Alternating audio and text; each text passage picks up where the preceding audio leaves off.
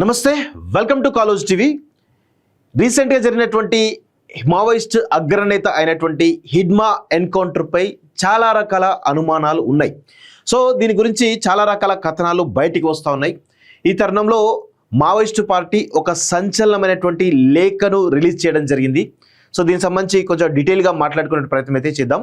So Hidma రీసెంట్గా జరుగుతున్న పరిణామాలు చూస్తూ ఉంటే మావోయిస్టు పార్టీ చాలా పెద్ద సంక్షోభాన్ని ఎదుర్కొంటున్నట్టుగా తెలుస్తూ ఉంది. రీసెంట్గా మావోయిస్టు అగ్రనేతలు ఎవరైతే ఉన్నారో మల్లోజ్ల వేణుగోపాల్తో పాటు ఆశన్న లాంటి అగ్రనేతలు లొంగిపోవడం కావచ్చు, లేదంటే అంతకుముందు మావోయిస్టు పార్టీ అగ్రనేత జనరల్ సెక్రటరీ అయినటువంటి నంబాల కేశవరావు తో పాటు చాలామంది అగ్రనాయకులు కూడా ఎన్కౌంటర్లో చనిపోవడం జరిగింది. సో దీని వెనకాల చాలా రకాల బూటకపు ఎన్కౌంటర్ అని చెప్పేసి కూడా తెలుస్తూ ఉంది. అయితే మావోయిస్టు పార్టీలో కీలకంగా ఉన్నటువంటి హిడ్మా ఇటు కేంద్ర ప్రభుత్వానికి కొరకరాని కొయ్యగా మారిండు. అదేవిధంగా కేంద్ర ప్రభుత్వం కావచ్చు, కేంద్ర బలగాలు మొత్తంగా హిడ్మా టార్గెట్గానే ఆపరేషన్ కర్రెగుట్టలో పెద్ద ఎత్తున కూంబింగ్ చేసి చెప్పేసి కూడా చాలా పెద్ద కథనాలు రావడం జరిగింది. సో ఈ క్రమంలో ఛత్తీస్గఢ్లో మావోయిస్టు కదలికలు కంప్లీట్గా కోల్పోతున్న కావచ్చు, లేదంటే మావోయిస్టు పార్టీలో నేతలందరూ కూడా ఒక్కొక్కరు ఒరిగిపోతున్నతోటి మావోయిస్టు పార్టీలో ఉన్నటువంటి నేతలంతా కూడా తమ స్థావరాలని ఛత్తీస్గఢ్ రాష్ట్రం వదిలిపెట్టి అటు జార్ఖండ్ వైపు, అటు ఒరిస్సా వైపు, అటు తెలంగాణ వైపు, ఇటు ఆంధ్రప్రదేశ్ వైపు కూడా వస్తున్నట్టుగా సమాచారం అందుకున్నటువంటి పోలీస్ డిపార్ట్మెంట్ కావచ్చు, కేంద్ర బలగాలు కావచ్చు, మొత్తానికైతే హిడ్మాను ఎరవేసి కంప్లీట్గా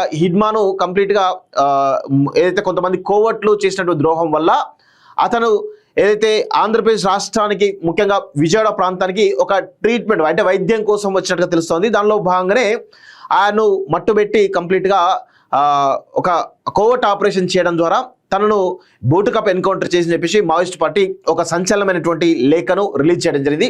ఒకసారి ఆ లేఖలో ఏముంది అనేటువంటి కొనలో కొంత డీటెయిల్గా మనం మాట్లాడేటువంటి ప్రయత్నం అయితే చేద్దాం. సో ఇది భారత కమ్యూనిస్ట్ పార్టీ మావోయిస్టు కేంద్ర కమిటీ అఫీషియల్గా రిలీజ్ చేసినటువంటి లేఖ ఇది. సో ఒకసారి చూద్దాం. ఇది నిన్ననే రిలీజ్ చేయడం జరిగింది. ఈరోజు అంతా కూడా బయటికి వస్తున్నట్టుగా తెలుస్తోంది. పత్రికా ప్రకటన.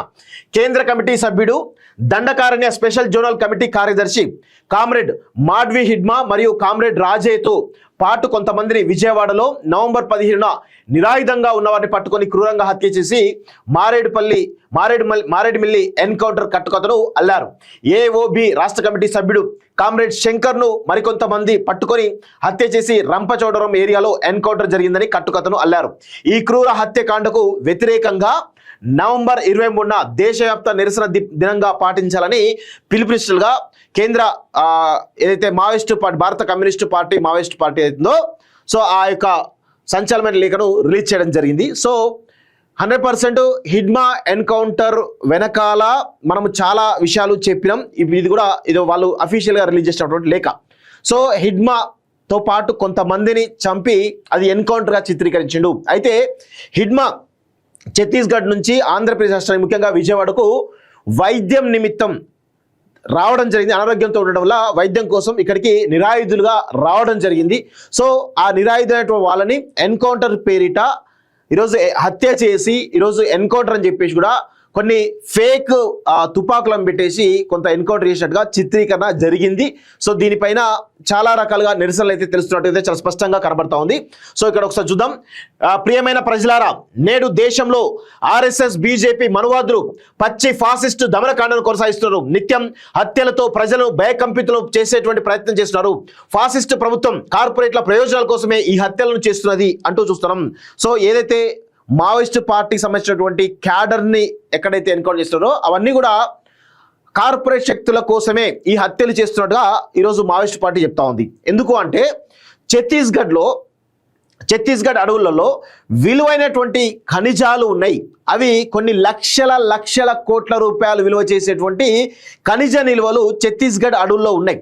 సో ఇప్పుడు ఆ ఛత్తీస్గఢ్ అడవులలో వాళ్ళ స్థావరాలుగా చేసుకున్నటువంటి మావోయిస్టు పార్టీ గత 20-30 సంవత్సరాలుగా అక్కడ ఏ రాష్ట్ర బలగాలను కావచ్చు, కేంద్ర బలగాలను రానియకుండా చాలా పెద్ద ఎత్తున ప్రయత్నాలు చేసింది. సో దాంతోపాటుగా కేంద్ర ప్రభుత్వం బీజేపీ ప్రభుత్వం ఏర్పడిన తర్వాత రీసెంట్గా ఛత్తీస్గఢ్లో కాంగ్రెస్ ప్రభుత్వం పోయి దాదాపు 3 సంవత్సరాలు 4 సంవత్సరాల క్రితం కాంగ్రెస్ ప్రభుత్వం పోయి బీజేపీ ప్రభుత్వం ఏర్పడిన తర్వాత అక్కడ కేంద్ర ప్రభుత్వం చాలా సీరియస్గా తీసుకున్నది. ఛత్తీస్గఢ్లో ఎట్టి పరిస్థితులను మావోయిస్టు పార్టీ కదలికలు లేకుండా చేయాలి, మావోయిస్టు పార్టీ స్థావరాలు ధ్వంసం చేయాలి, మావోయిస్టు పార్టీ కార్యకర్తలను క్యాడర్ని మొత్తం కూడా నిర్మూలించాలనేటువంటి ఒక ఉద్దేశంతో దాదాపు 3 సంవత్సరాల పాటుగా ఆపరేషన్ కగార్ పేరిట పెద్ద ఎత్తున ఒక దమనకాండను నిర్వహిస్తున్నట్టుగా చూస్తా ఉన్నాం. సో వేలాది మంది మావోయిస్టు పార్టీ క్యాడర్ అంతా కూడా ఏ విధంగా ఫేక్ ఎన్కౌంటర్లు చనిపోయిన విషయాలు కూడా చాలా మందికి తెలుస్తూ ఉంది.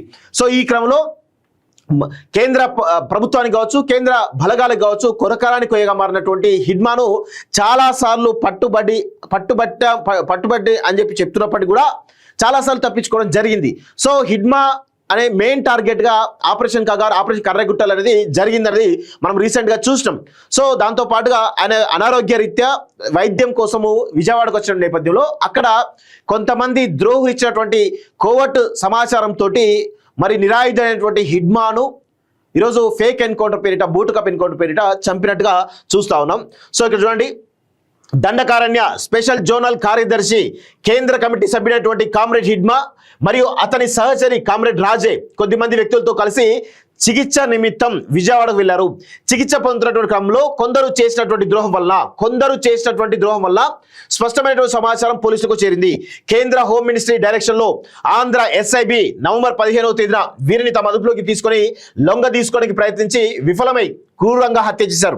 మారేడుమిల్లి అడవుల్లో ఎన్కౌంటర్ జరిగిందని, ఆయుధాలు దొరికాయని, 6 చనిపోయారని ప్రకటించడం లాంటివన్నీ పచ్చి అబద్ధాలు అంటూ కూడా ఈరోజు మావోయిస్టు పార్టీ కేంద్ర కమిటీ చాలా స్పష్టంగా చెప్తోంది.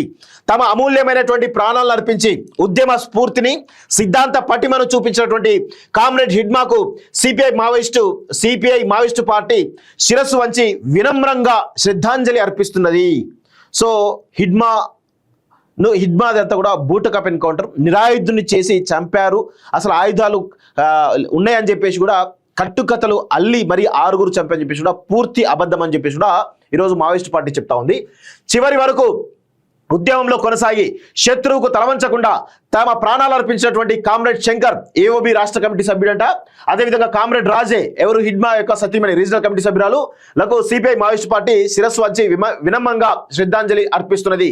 Comrade Chaitu PPCM, comrade Kamlu PPCM, comrade Mallal PPCM, comrade Deve పిఎంలు తమ కర్తవ్య నిర్వహణలో తమ అమూల్యమైనటువంటి ప్రాణాలను అర్పించి ఉద్యమ స్ఫూర్తిని నిలబెట్టినటువంటి వీరికి సిపిఐ పార్టీ శిరస్సు వంచి వినమ్రంగా జోహార్లు అర్పిస్తున్నది.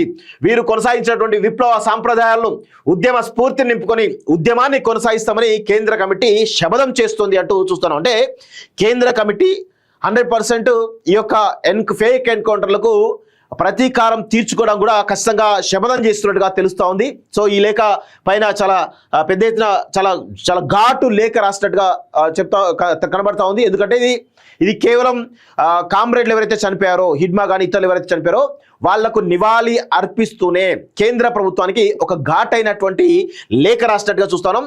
సో ఇక్కడ కామ్రేడ్ హిడ్మా గురించి కూడా చాలా విషయాలు చెప్పడం జరిగింది.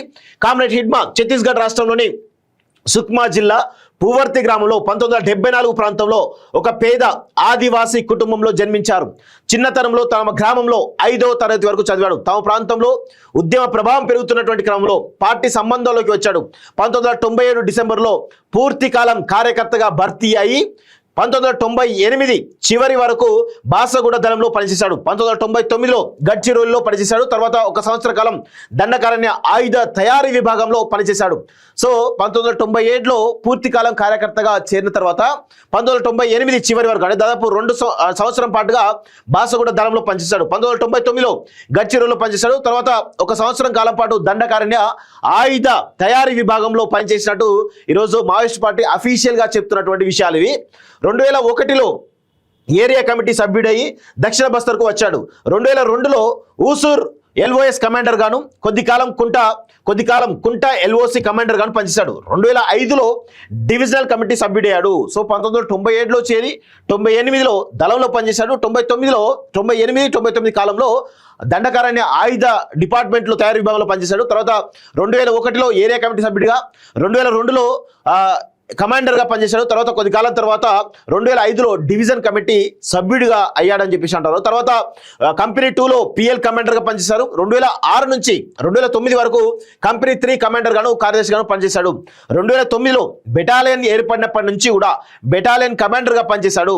2011లో బిఎన్ కమిటీ కార్యదర్శిగా ఎన్నికయ్యాడు. అదే సంవత్సరం డీకే స్పెషల్ జోన్ కమిటీ సభ్యునిగా ఎన్నికాడు. 2020లో సెక్రటేరియట్ సభ్యుడయ్యాడు. 2024 ఆగస్టులో ఎస్జెడ్సి కార్యదర్శిగాను కేంద్ర కమిటీ సభ్యుడిగాను ప్రమోట్ అయ్యాడు అంటూ చూస్తున్నాం. అంటే మావోయిస్టు పార్టీలో ఆయన ఒక కార్యకర్తగా ప్రారంభమై 1997లో కార్యకర్తగా ప్రారంభమై దాదాపు 2024 ఆగస్టు అంటే దాదాపు 1997 అంటే దాదాపు 24+3 అంటే 27 సంవత్సరాల కాలంలో ఒక కార్యకర్త నుంచి ప్రారంభమైనటువంటి ఆయన మావోయిస్టు పార్టీ కెరీర్ ఏదైతుందో కేంద్ర కమిటీ సభ్యుడిగా కూడా చాలా పెద్ద పొజిషన్ కూడా రావడం జరిగింది. కామ్రేడ్ హిడ్మా మొదటి నుంచి ప్రజల్లో పనిచేస్తూ ప్రజల నుంచి నేర్చుకుంటూ అభివృద్ధి అయ్యాడు. అభివృద్ధి క్రమంలో ఉద్యమ అవసరాల కోసం అనేకమైనటువంటి విషయాలు నేర్చుకున్నాడు. ఉద్యమ అవసరాల కోసం మార్క్సిజాన్ని విశేషంగా అధ్యయనం చేసి రాజకీయంగాను సిద్ధాంతపరంగాను అభివృద్ధి అయ్యాడు. ఉద్యమ క్రమంలో ఆయా సందర్భాలలో ఎన్నో సర్క్యులర్లను బుక్లెట్లను రాసి క్యాడర్లను అభివృద్ధి చేసేందుకు కృషి చేశాడు. మిలిటరీ రంగంలో విశేషమైనటువంటి అధ్యయనం చేసి అంటే చూడండి మిలిటరీ రంగంలో విశేషమైనటువంటి అధ్యయనాన్ని చేసి ఆచరణలో మెరుగైనటువంటి ఫలితాలు సాధించాడు. ఎన్నో మిలిటరీ చర్యలకు మెరుగైనటువంటి పథకరచన చేసి వాటి విజయంతో చేశాడు. ఈ క్రమంలో శత్రు బలగాల నుండి వందలాది మంది ఆయుధాలను స్వాధీనం చేసుకొని పిఎల్జిఏను సాయుధం చేశాడు. కామ్రేడ్ హిడ్మా నాయకత్వంలో బెటాలియన్ శత్రు అధికారాన్ని ధ్వంసం చేయడంతో దక్షిణ సబ్ జోన్లో ప్రజా రాజ్యాధికార అంగాలు అంటే జనతన సర్కార్లు నిర్మాణమై ఈ మధ్య కాలం వరకు ప్రజా రాజ్యాధికారం అమలైంది. ప్రజల విశ్వాసాన్ని క్యాడర్ల విశ్వాసాన్ని చూరగొన్నాడంటూ చూస్తా ఉన్నాం. ఛత్తీస్గఢ్లో మీరు రాసి పెట్టుకోండి, ఆ రాష్ట్ర ప్రభుత్వం కాకుండా జనతన సర్కార్ అని ఉంటుంది. అంటే అక్కడ ఆ ఏరియా ఏదైతే ఉందో దక్షిణ బస్తర్ కావచ్చు లేకపోతే గడ్చిరోలి కావచ్చు ఏవైతే మావోయిస్టు పార్టీ ప్రభావిత ప్రాంతాలు అవుతున్నాయో అక్కడ మావోయిస్టు పార్టీ ఒక జనతన సర్కార్ను ఏర్పాటు చేయడం జరిగింది. అక్కడ వాళ్ళు కంప్లీట్గా చదువు కానీ మిగతా ఏవైతే ఉంటాయో వాటన్నిటి కూడా వీళ్ళే చూసేవాళ్ళు కంప్లీట్గా. ఆ యొక్క ఆదివాసీ ప్రాంతాల డెవలప్మెంట్ విషయంలో కావచ్చు చదువు విషయంలో కావచ్చు అన్నిటి కూడా వీళ్ళే నడిపేదని చెప్పేసి కూడా ఒక పేరుంది. అంటే ఒక సర్కార్కి ప్యారలల్ సర్కార్ కూడా నడిపారు ఛత్తీస్గఢ్లో అనేది చాలా స్పష్టంగా అర్థమవుతోంది. సో మొత్తానికైతే కామ్రేడ్ హిడ్మా ఎవరైతే ఉన్నారో మావోయిస్టు పార్టీకి ముఖ్యంగా మిలిటరీ విభాగంలో చాలా కీలకమైనటువంటి వ్యక్తి. ఎందుకంటే మిలిటరీలో ఆయన తయారీ ఆయుధ సామాగ్రి సంబంధించిన తయారీ కావచ్చు లేకపోతే మిలిటరీ ఆపరేషన్స్ కావచ్చు అన్ని కూడా ఈయన కనుసరణలోనే జరిగేవని చాలా స్పష్టంగా తెలుస్తుంది. ఒక టార్గెట్ కనుక చేస్తే ఆ టార్గెట్ను 100% ఆ టార్గెట్ ఛేదించే విధంగా ఆయన యొక్క వ్యూహరచన ఉండేది అని కూడా మావోయిస్ట్ పార్టీలో ఒక చాలా ప్రధానమైన చర్చ అయితే జరుగుతూ ఉంది. సో ఇక్కడ చూడండి పాలకవర్గ మీడియా గోధి మేధావులు ఎంతో కాలంగా హిడ్మాన్ను ఒక దుర్మార్గుడిగా చిత్రీకరణ చేశారు. హత్య చేసిన తర్వాత నేడు ఆ విష అసత్య ప్రచారాన్ని బీజేపీ ఫాసిస్ట్ మనువాదుల ఆజమాయిస్లో మరింత పెట్టయిపోయి చేస్తున్నారు. ఇటువంటి దుర్మార్గ ప్రచారాలు ఎన్ని చేసినా ప్రజల హృదయాలలో హిడ్మాకు గల స్థానం చెరిగిపోనిది. భగత్ సింగ్, కొమరం భీం, గూండాదూర్, గేన్ సింగ్, అల్లూరి సీతారామరాజుల చరిత్ర లాగానే హిడ్మా చరిత్ర భారత విప్లవోద్యమంలో చెరగని ముద్ర వేస్తుంది అంటూ కూడా చూస్తున్నాం. సో భగత్ సింగ్ తోటి ఈరోజు అల్లూరి సీతారామరాజు లాంటి ఒక విప్లవ యోధులతోటి ఈరోజు హిడ్మాను పోల్చున్నట్టుగా చాలా స్పష్టంగా తెలుస్తోంది. భగత్ సింగ్, కొమరం భీం, గుండాదూర్, గేన్ సింగ్, అల్లూరి సీతారామరాజుల చరిత్ర లాగానే హిడ్మా చరిత్ర కూడా భారత విప్లవోద్యమంలో చెరిగిపోని ముద్ర వేస్తుంది. ఆయన కేవలం ఆదివాసీ సముదాయానికి మాత్రమే నాయకుడు కాదు, పీడిత ప్రజల నాయకుడిగా చరిత్రలో నిలిచిపోతాడు. ఈ చరిత్రను భవిష్యత్ తరాలు చదివి ప్రేరణ పొందుతాయి అంటూ కూడా ఈరోజు చాలా స్పష్టంగా మావోయిస్ట్ పార్టీ చెప్తా ఉన్నది. ఆర్ఎస్ఎస్ బీజేపీ మనువాదులు దేశ సంపదను ప్రకృతి వనరులను అభివృద్ధి పేరుతో కార్పొరేట్లకు అప్పచెప్తున్నారు. దీనికి వ్యతిరేకంగా దేశంలో ఎన్నో పోరాటాలు చెలరేగుతున్నాయి. ఈ పోరాటాలన్నింటినీ ఆర్ఎస్ఎస్ బీజేపీ మనువాదులు దుర్మార్గంగా విచ్ఛిన్నం చేయడం, పక్కదారి పట్టించడం, అణిచివేయడం చేస్తున్నారు. మతోన్మాదాన్ని యుద్ధోన్మాదాన్ని రెచ్చగొడుతున్నారు. పూటకొక నినాదం రోజుకొక పథకాన్ని ప్రకటిస్తూ ప్రజలను మోసం చేస్తున్నారు. రాజ్యాంగ సంస్థలన్నింటినీ తమ గుప్పిట్లో పెట్టుకున్నారు. ఎన్నికల కమిషన్ మోదీకి గోధీ కమిషన్ గా మారిపోయింది. అధికారులను తమ గుప్పిట్లో పెట్టుకొని బీహార్ ఎన్నికల్లో భారీ స్థాయి మోసాలు చేసి విజయాన్ని సాధించారు.